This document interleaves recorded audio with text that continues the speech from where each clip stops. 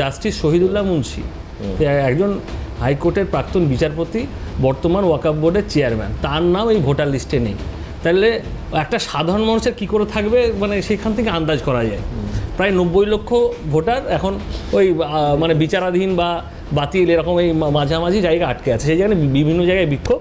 তো এখান নিয়ে আমরা আন্দোলন করতে দেখেছি মমতা বন্দ্যোপাধ্যায়কে, আমরা সুপ্রিম কোর্টে ইন-পার্সন মামলা করতে দেখেছি।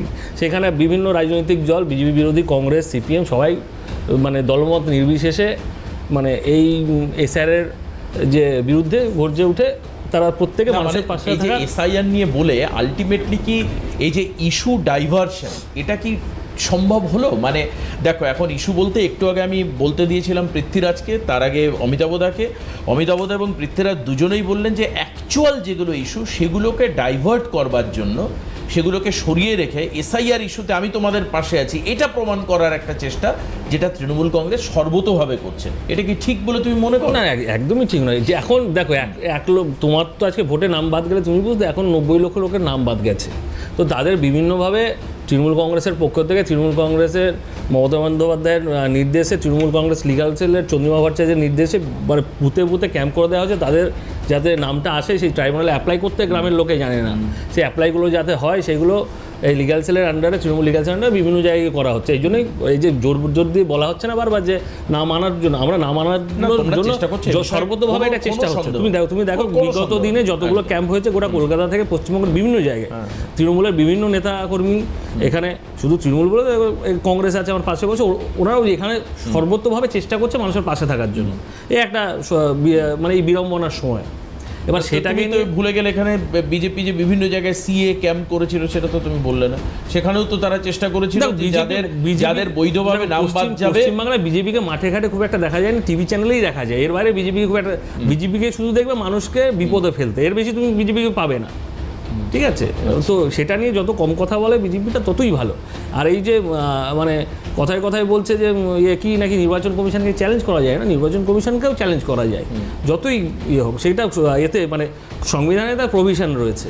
আমি বলছি যে এসআইআর হোক, কোনো আপত্তি নেই, কিন্তু এই শান্তনু সেন মতুয়া কার্ড বিলি করবে, ওটাই এসআইআর। শান্তনু সেন তার দেশের রাষ্ট্রপতি নয় যে কার্ড বিলি করবে।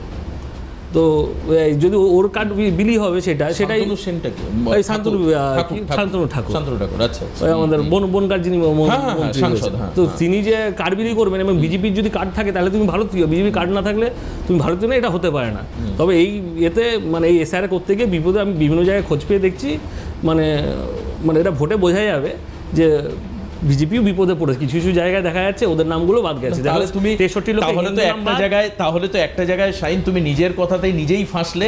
সেটা পরিষ্কার যে তাদের ওই মুসলিম দেখে বাদ দেওয়া হয়নি, যেটা বলা হচ্ছে 30 লক্ষ এই নাম বাদ যাওয়ার প্রক্রিয়া, এটা যদি সত্যি বিজেপি দ্বারা একটা হিডেন এজেন্ডা হতো তাহলে বিজেপি বিপদে কি করে পড়ে ভাই? 30 লক্ষ লোক তো মুসলিম বাদ গেছে, তুমি সেই পার্সেন্টেজটাও দেখো।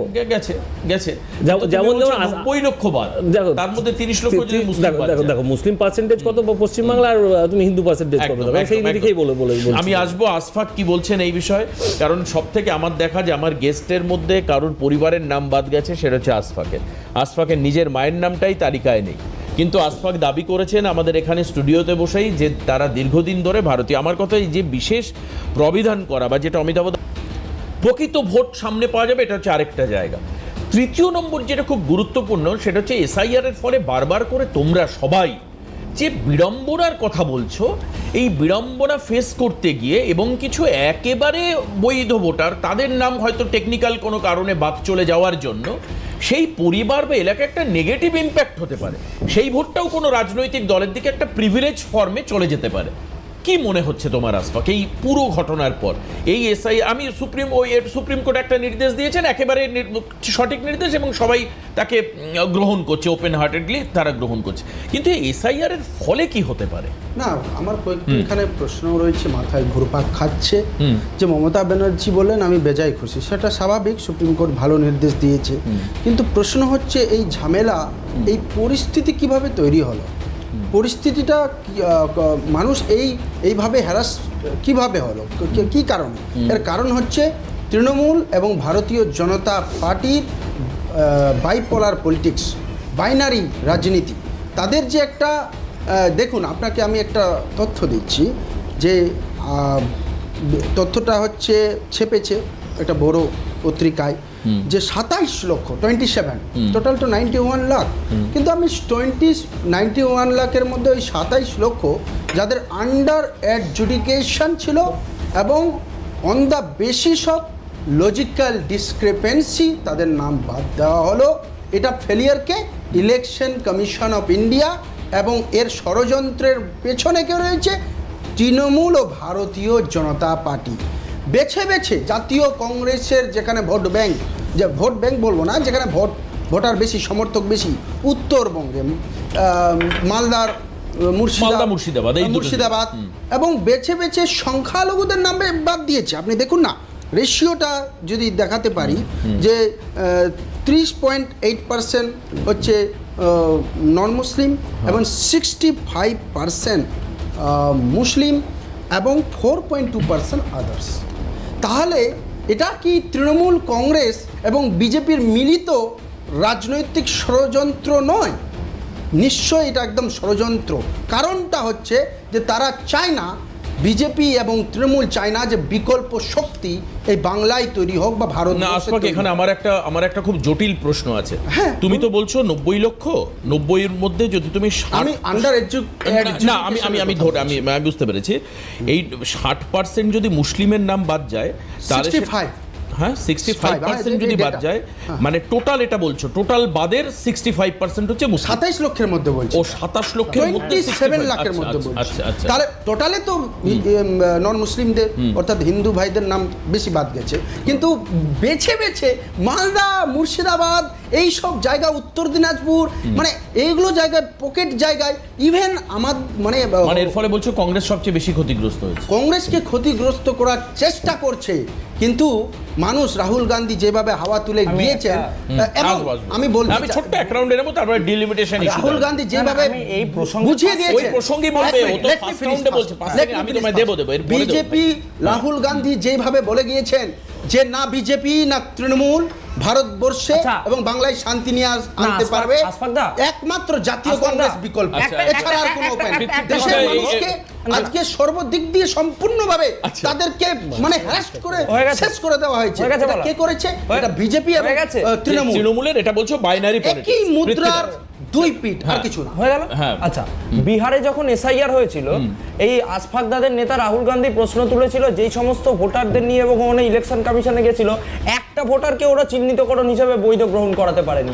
তারপর আশফাক দাদা যদি সিএন এর সামনে, এই ক্যামেরার সামনে ভারতীয় কথা বলে, ভারতীয় জনতা পার্টি যেইভাবে ইলেকশন কমিশনকে নিজের তোতা পাখি, নিজের চাকর বাকর বানিয়ে ফেলেছে, নিজের চাকর বাকর বানিয়ে ফেলেছে। আচ্ছা, আমরা পরের ইস্যুতে যাই, আমরা পরের ইস্যুতে যাই,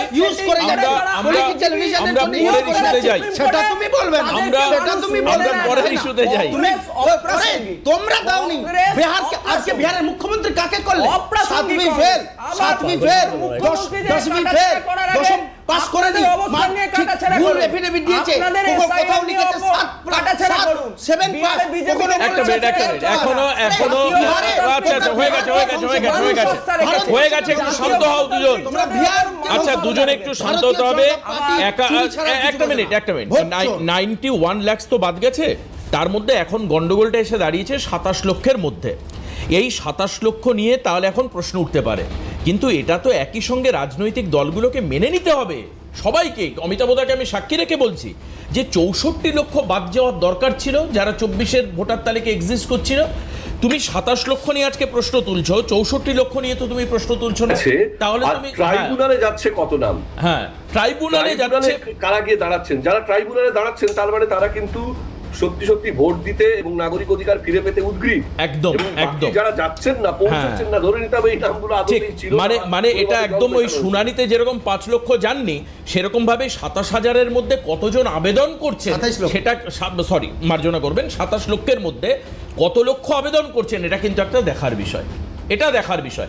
তাহলে সেটুকুনি আমি যদি ধরে নিই, 27 লক্ষের মধ্যে যদি আমি ধরে নিই যে 80% আবেদন করছেন, তার মানে কিন্তু মোটামুটি 24 লাখের কাছে, 25 লাখের কাছে আবেদন হবে। 80% যদি আবেদন করেন, তাহলেও কিন্তু আলটিমেটলি দেখা যায় 70 লক্ষের নাম এমন বাদ যাবে, যেটা নির্বাচন কমিশন এসআইআর বাদ দিলেন, যেটা সম্পূর্ণভাবে যৌক্তিক, আইনত, যুক্তিগ্রাহ্য এবং বাদ যাওয়া উচিত ছিল।